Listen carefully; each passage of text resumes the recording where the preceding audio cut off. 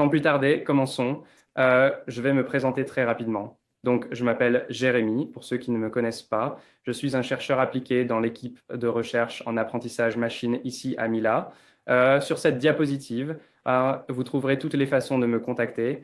Alors, n'hésitez pas à me joindre si vous avez des questions. Très bien, donc, commençons parce que je sais que tout le monde veut en savoir de plus en plus sur DeepSec. Alors, rapidement, commençons juste par un peu de chronologie. D'accord. Juste la semaine dernière, ça semble il y a longtemps, le 22 janvier, DeepSec publie un nouvel article sur ArcSave. Donc l'article DeepSec R1 sort et il publie leur poids. Donc vous pouvez voir, vous pouvez aller sur ArcSave et voir quand il a été réellement publié. C'est donc le 22, 5 jours plus tard, le 27, d'accord? C'est juste après le week-end. L'action Nvidia a baissé de 15% et même mon père m'envoie des messages sur WhatsApp en me demandant bah, ça va à propos de ce modèle. Et c'est juste, je pense, le retournement le plus fou que j'ai jamais vu, y compris ChatGPT, de un modèle étant publié jusqu'à ce que ma famille m'en parle. Comme je me souviens de ChatGPT et il y avait une énorme frénésie et cela a pris des mois. Là, c'était juste quelques jours. Donc toutes sortes de folies. Eh bien, pourquoi cela? Eh bien, nous parlerons un peu plus aujourd'hui de ce qu'est ce modèle et pourquoi il a de tels impacts. Mais oui, qu'est-ce qui se passe? Alors, allons-y directement. Tout d'abord, qui est DeepSeek? Donc, DeepSeek n'est pas un modèle. DeepSeek est une entreprise. C'est une entreprise d'IA chinoise fondée vers mai 2023, donc relativement nouveau sur la scène. Elle compte environ 200 employés et appartient à une société mère qui est un fonds spéculatif chinois appelé Highflyer. Jusqu'à présent, DeepSeek semble juste publier des recherches et des modèles open source.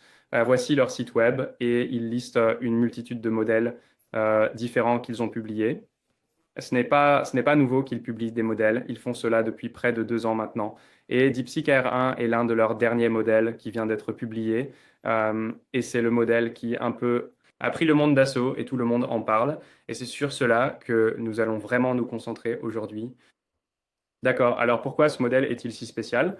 Probablement que certains d'entre vous ont déjà expérimenté ce modèle. Vous pouvez aller sur deepseek.com et interagir avec lui. Vous n'avez pas vraiment besoin de faire grand-chose.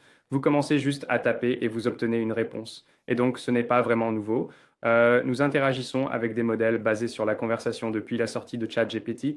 Alors pourquoi est-ce soudainement tellement incroyable, une telle avancée? Eh bien, l'une des choses est qu'il a en quelque sorte appris à citation, penser ou raisonner sans supervision humaine. Et encore une fois, bah, vous pourriez dire que ce n'est pas vraiment nouveau. OpenAI a eu des modèles faisant cela depuis un certain temps maintenant. Donc, passons en revue tout cela. Qu'est-ce que cela signifie même de penser sans supervision humaine? Comment apprenez-vous à penser sans supervision humaine?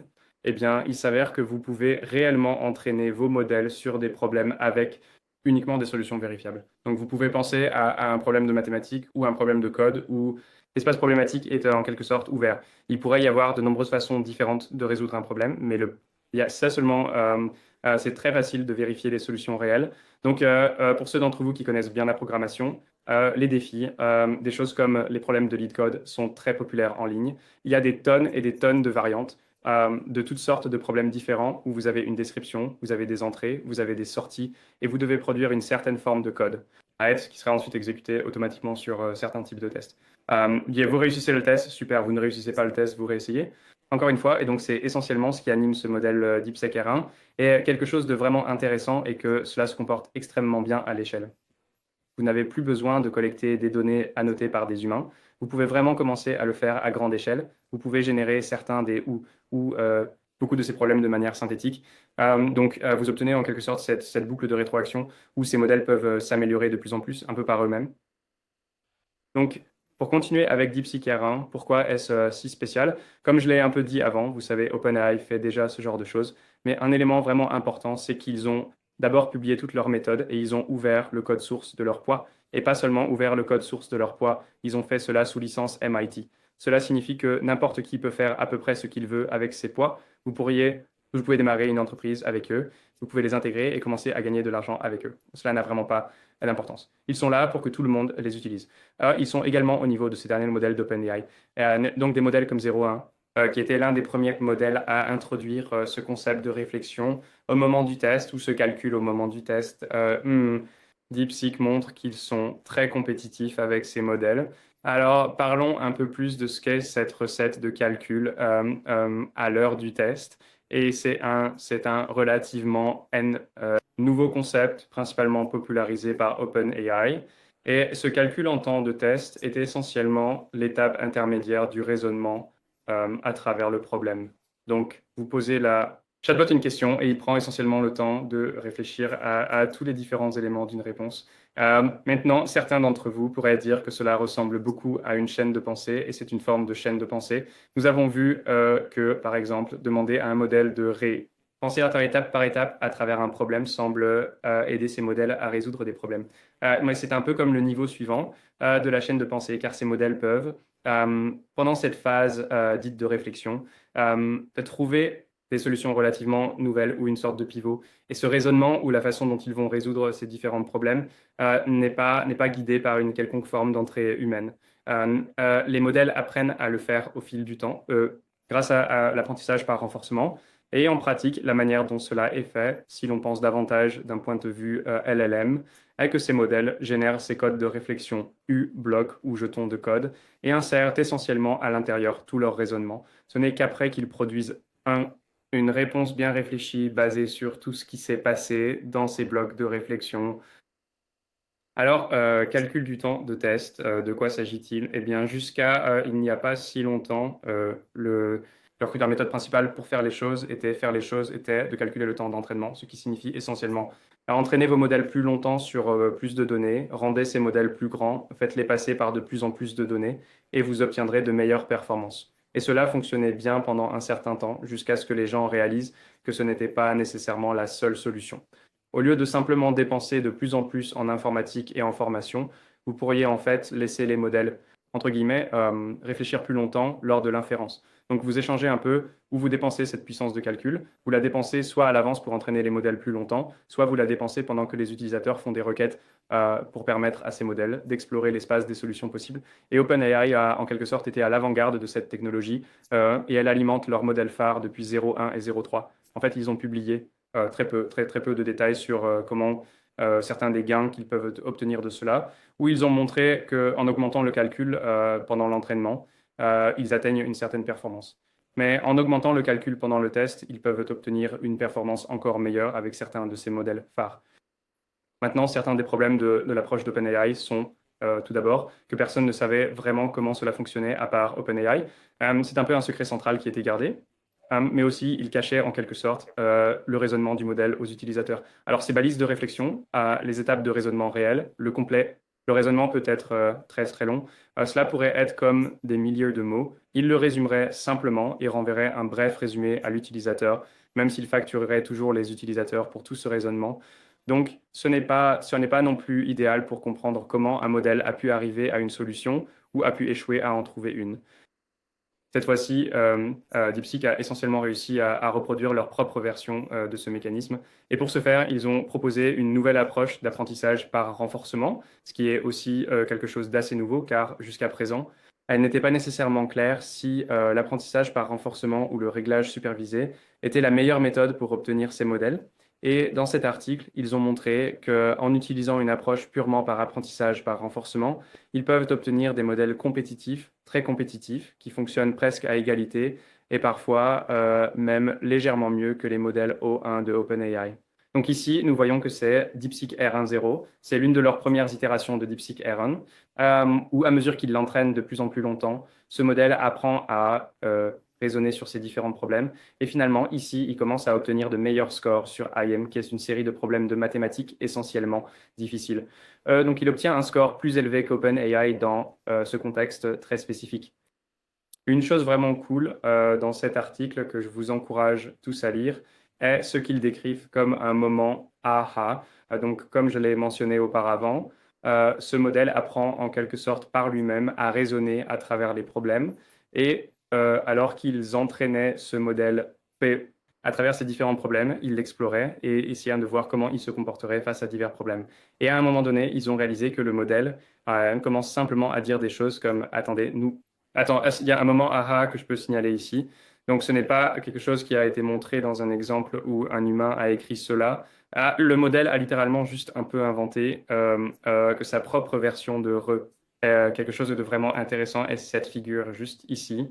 Eux, ils montrent que plus ils affinent ce modèle sur le problème, ces différents problèmes, plus la chaîne de pensée semble s'allonger. Donc le modèle apprend non seulement à dire des choses comme «Oh, je pense il y a quelque chose que je peux vraiment utiliser ici», mais il apprend également qu'en raisonnant de plus en plus longtemps, il peut arriver à de meilleures solutions. Donc c'est aussi quelque chose qui émerge de l'entraînement de ces modèles de recherche profond avec ce nouveau paradigme. D'accord, donc c'était pour R1.0, mais DeepSeek R1 est vraiment le modèle qui a été publié. Et il s'avère qu'aucune supervision humaine n'est pas tout à fait prête, du moins pas pour la consommation humaine.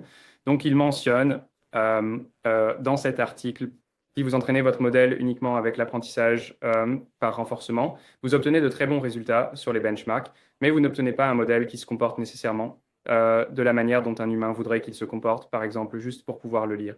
Donc, ils ont remarqué que le modèle souvent a mélangé le chinois et l'anglais dans la même phrase, ou ils ont aussi remarqué que euh, pour tous ceux qui interagissent avec tous ces différents LLM de chat de nos jours, Markdown est une façon très typique de formater le texte avec des puces très structurées, des entêtes. Et ces modèles ne priorisaient pas nécessairement la lisibilité. Il n'était pas forcément important de pouvoir résoudre ces problèmes. Donc, ils ont fait venir avec cette autre approche alternative où ils mélangent l'apprentissage par renforcement avec un certain ajustement supervisé pour aboutir à ce modèle final appelé DeepSeek R1 qui peut maintenant faire les deux. Il peut raisonner, mais il peut aussi nous donner des réponses cohérentes, clairement lisibles pour les humains et que nous pouvons potentiellement utiliser dans des tâches en aval. D'accord, parlons aussi de DeepSeek V3, car c'est un modèle très important. Et DeepSeek V3 était le modèle que DeepSeek avait publié juste avant notre lancement. Et ce qui est vraiment important à comprendre, c'est que DeepSeek V3 est en fait le modèle sous-jacent qui alimente R1. DeepSeek R1 est essentiellement juste un ajustement fin de V3 utilisant l'apprentissage par renforcement. Mais ce modèle en lui-même était déjà assez impressionnant. Et c'est à grande échelle. Il est formé sur des données web à grande échelle. Donc, ce n'est pas comme vous avez DeepSeek R1 qui apprend complètement à partir de zéro, à partir de rien. Il commence à partir d'un modèle de langue vraiment, vraiment, vraiment fort qui sait déjà parler anglais, qui connaît probablement tout Wikipédia, qui a intégré toutes ses connaissances en mathématiques et en sciences. Mais ensuite, l'apprentissage par renforcement ajoute par-dessus cette capacité à maintenant, entre guillemets, à nous qui me suis réfléchir à ces problèmes. Cependant, l'architecture sous-jacente est pratiquement identique. Regardons donc ce modèle V3 et certaines des améliorations qu'ils ont également apportées dans le modèle V3, car certaines de ces choses sont vraiment fascinantes et leur ont permis d'exploiter au maximum de nombreux GPU qu'ils ont utilisés. Tout d'abord, le modèle V3 est un modèle Mixture of Experts, donc c'est un relativement nouvelle tendance, je dirais, dans les modèles de langage étendus que certains ont adopté. D'autres entreprises comme Mistral ont publié des modèles à mélange d'experts au cours de l'année dernière environ. Cela signifie que vous avez essentiellement une architecture géante, mais seulement un petit sous-ensemble de l'architecture est activé à tout moment. Alors, une façon de penser à cela est d'imaginer différents experts qui sont bons dans des tâches spécifiques. Ah, donc, si vous posez une question sur un problème de mathématiques, vous pourriez avoir une certaine branche du modèle qui est meilleure en mathématiques pour raisonner pour vous. Alors que si vous posez des questions sur un essai en anglais, vous pourriez avoir une autre branche qui s'activera. Maintenant, ce n'est évidemment pas aussi simple mais c'est pour vous donner une idée de comment cela fonctionne réellement. Et c'est très différent d'autres architectures, comme les architectures LLaMA, qui sont des architectures beaucoup plus denses. Donc, vous avez besoin de beaucoup plus de mémoire pour charger ces modèles. Mais pendant l'exécution, vous utilisez en fait moins de flops. Il y a donc des idées vraiment intéressantes avec Mixture of Experts, et c'est agréable de voir ils sont maintenant essentiellement en tête du classement. Ils ont également créé l'attention latente multitête, mais je ne vais pas trop entrer dans les détails à ce sujet mais c'est une autre innovation qui permet essentiellement de réduire la charge sur leur cache KV pendant l'inférence. C'est donc l'une de ces méthodes où l'on peut vraiment voir qu'ils pensent à servir ces modèles à grande échelle, car cela réduira vraiment la quantité de mémoire nécessaire, surtout pour les requêtes à long contexte. Prédiction multi-token. Ce n'est pas leur nouvelle idée propre. Ils se sont appuyés sur des idées précédentes, mais c'est aussi quelque chose qui est pas nécessairement beaucoup vu. Elle, essentiellement, au lieu de prédire le prochain jeton, pendant la phase de pré-entraînement du modèle version 3, ils ont en fait simultanément prédit les N prochains tokens. Et donc, c'est quelque chose que vous pouvez contrôler et décider si c'est 2 tokens, 3 tokens. Et ils montrent que cela, globalement, améliore sur la performance de leur modèle. Mais vous pourriez aussi décider de l'utiliser pour une inférence plus rapide parce que tout à coup, vous avez un modèle qui est également assez bon pour prédire le deuxième ou le troisième prochain token. Donc, vous pouvez sacrifier peut-être précision pour un temps d'inférence plus rapide. Enfin, ils ont également, dans le document V3, détaillé une section entière sur la quantification FP8. Donc, certains d'entre vous connaissent peut-être déjà la quantification. C'est essentiellement une méthode qui vous permet de réduire l'empreinte mémoire de vos modèles. Et beaucoup de quantification a été faite un peu après l'entraînement, comme une réflexion après coup. Ici, vraiment, la grande amélioration est qu'ils ont fait cela pendant l'entraînement. Donc, ces modèles sont vraiment destinés à être utilisés avec leur quantification très spécifique, permettant de vraiment extraire le maximum de performance de tous les GPU qu'ils vont utiliser pendant l'entraînement. Maintenant, qu'en est-il du coût de la formation? Il y a toutes sortes de rumeurs spéculatives sur combien cela a réellement coûté. Vous savez, ce modèle ne coûte que 5 millions de dollars. Donc, ce sont des chiffres du DeepSeek V3 original qu'ils affirment que leur modèle est estimé avoir coûté environ 5 à 6 millions de dollars pour fonctionner sur 2048 GPU. Maintenant, je devrais vraiment souligner que c'est vraiment un calcul très approximatif, des sortes de calculs. Ce sont vraiment des estimations approximatives en supposant que tout le reste s'est parfaitement déroulé, en supposant que vous n'avez jamais eu à payer une seule personne pour faire quoi que ce soit, en supposant que votre entraînement du modèle n'a jamais échoué, vous n'avez jamais fait la moindre itération. Vous avez trouvé ces idées complètement de zéro et elles fonctionnent dès le premier jour. Maintenant, évidemment, quiconque a déjà entraîné un modèle d'apprentissage profond sait que ce n'est pas le cas. Alors, de toute évidence, il y a des coûts de recherche et développement. Il y a des coûts d'ingénierie. Je veux dire, ces chiffres peuvent très, très rapidement gonfler. Mais cela donne quand même une idée de l'échelle. Et même le PDG d'Anthropic a récemment publié que, en fait, Claude pourrait avoir coûté des dizaines de millions de dollars à entraîner. Donc, vous savez, cela confirme que ces chiffres ne sont pas loin de la vérité si vous savez déjà où vous allez. Mais pour réellement arriver au point où vous savez ce que vous faites, cela peut également coûter beaucoup d'argent. Et aussi, juste pour référence, ils ont entraîné cela pendant 3 à 4 mois sur environ 2048 GPU et le cluster Mila a actuellement environ 1000 GPU. Je n'ai peut-être pas le nombre exact, donc désolé s'il est légèrement plus ou moins, mais c'est juste pour mettre les choses en perspective. Maintenant, personne ne sait vraiment combien de GPU ont été utilisés pour entraîner R1. Donc c'est un peu la question, étant donné que R1 est juste une amélioration de V3, une sorte de réglage fin, a-t-il cela quand a coûté très peu pour obtenir cette amélioration supplémentaire? Est-ce que cela a coûté beaucoup? Personne ne le sait vraiment encore. Ils n'ont pas vraiment publié de chiffres sur la formation de DeepSeek R1, mais ils ont publié la plupart des méthodes nécessaires pour le reproduire. Donc, en fait, il y a pas mal d'efforts pour essayer de reproduire ces modèles. L'un d'entre eux vient de Hugging Face. Ils ont déjà une grande initiative pour essayer de reproduire R1 dans ce dépôt OpenR1.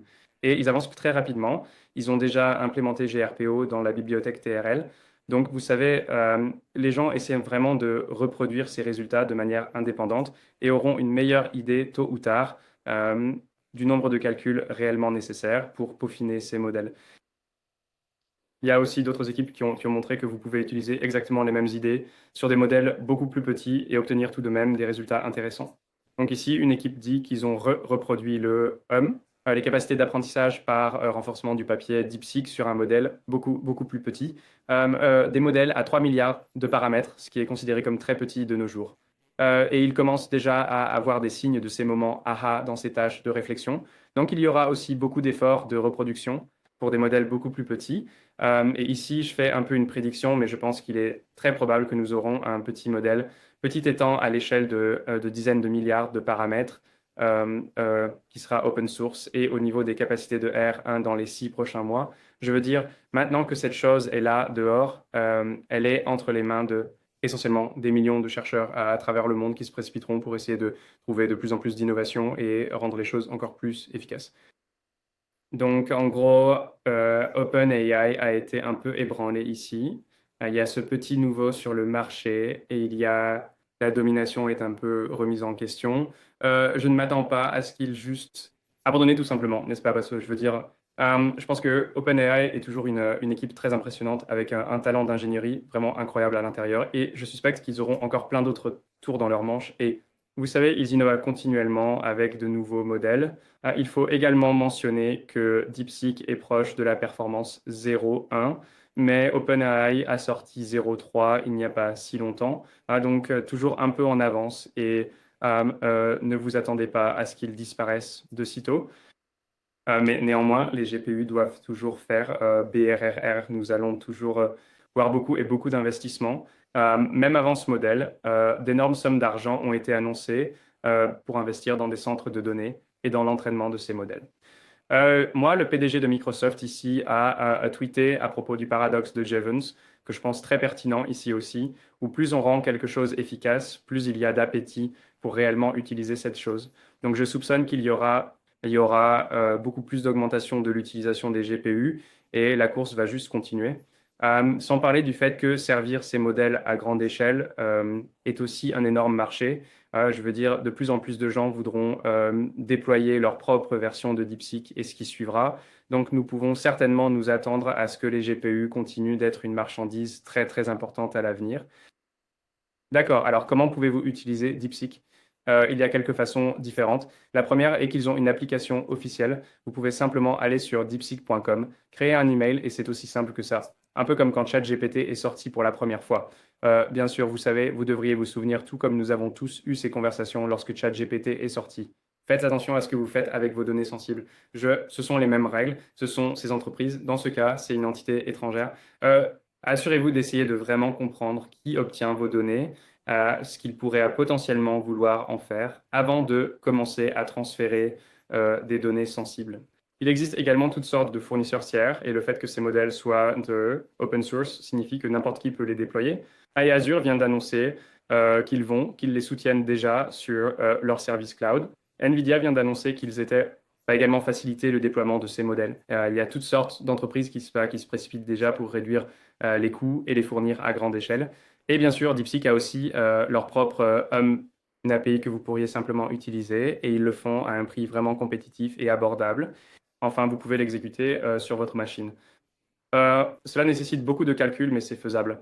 Il existe également des versions distillées de ces modèles, donc des versions beaucoup plus petites qui peuvent fonctionner plus efficacement sur du matériel de qualité consommateur. Mais elles ne seront pas forcément aussi bonnes que le grand modèle.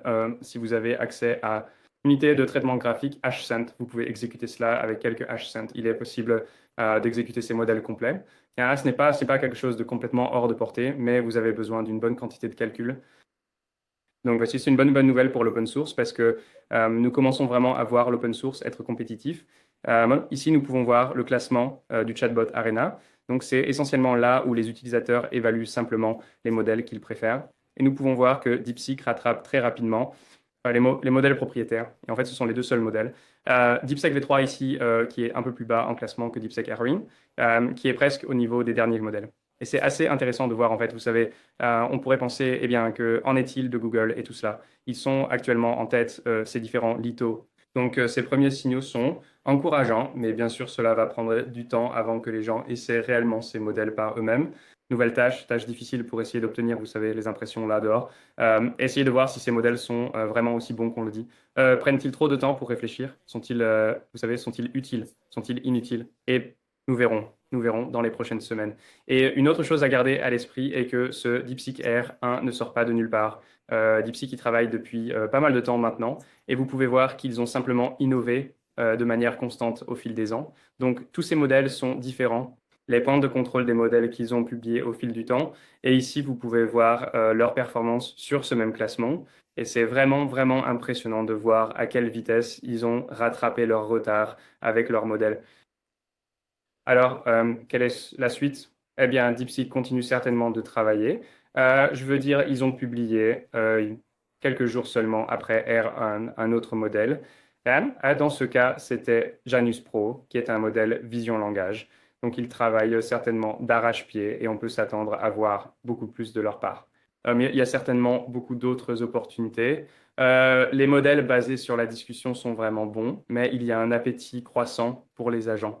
Donc, ce genre de LLM incarné, pas physiquement, mais dans le logiciel, qui peuvent aller et effectuer des actions, interagir avec des choses, interagir avec votre navigateur, interagir avec votre boîte de réception, faire des choses en votre nom. Donc OpenAI vient d'annoncer leur propre version d'agent, qui est Operator, qui vous permet de prendre le contrôle de ou en fait, ils vous donnent un navigateur web que leurs propres modèles peuvent contrôler. Et en fait, ils ont entraîné des modèles spécifiques juste pour faire cela. Donc, je pense qu'il y aura beaucoup de place pour innover ici. Bien sûr, ils ne sont pas les seuls, les fournisseurs pour avoir ce type de choses. Il y a aussi quelques très bons outils open source qui vous permettent d'intégrer des LLM open source avec l'utilisation du navigateur. L'une de ces bibliothèques s'appelle BrowserUse pour ceux qui sont curieux. Mais là où je pense qu'il y aura probablement beaucoup d'innovation, c'est dans la mise en place de ces idées de calcul au moment du test avec des outils directement. Alors peut-être que, par exemple, pensez que dans les balises de réflexion, le modèle peut aussi appeler des outils externes pour valider en quelque sorte son raisonnement. En ce moment, il raisonne juste par lui-même en essayant de trouver des réponses. Mais et si vous pouviez aller chercher, rechercher sur Google des liens supplémentaires ou se connecter à un interpréteur de code pour essayer d'obtenir des résultats plus concrets. Je pense qu'il y a d'énormes opportunités ici et nous verrons probablement beaucoup plus de cela dans les prochaines semaines ou mois. Je m'attends également à voir beaucoup plus de recherches sur l'apprentissage par renforcement avec des modèles fondamentaux l'année prochaine. L'autre jour, un article a été publié par des chercheurs, dont certains sont chez Google DeepMind, qui montrait que l'ajustement supervisé mémorise, tandis que l'apprentissage par renforcement généralise. Je pense qu'il est probablement encore un peu tôt pour faire des tels comme JGR des déclarations, mais cela montre que les choses sont en train de changer. Que la recherche en apprentissage par renforcement est en fait peut-être quelque chose de vraiment important pour les modèles fondamentaux, pour leur apporter cela, vers cette prochaine étape consistant non seulement à répéter des informations, mais peut-être à mieux comprendre les informations qu'ils répètent, quoi. Et je pense que c'est aussi une grande victoire pour la science ouverte, car nous avons maintenant un modèle que tout le monde peut examiner, inspecter et vraiment disséquer pour essayer de comprendre comment ces choses fonctionnent fondamentalement. Alors, c'est tout pour aujourd'hui. Ça donne un aperçu très rapide. Je suis sûr qu'il y a probablement beaucoup de questions, alors n'hésitez pas.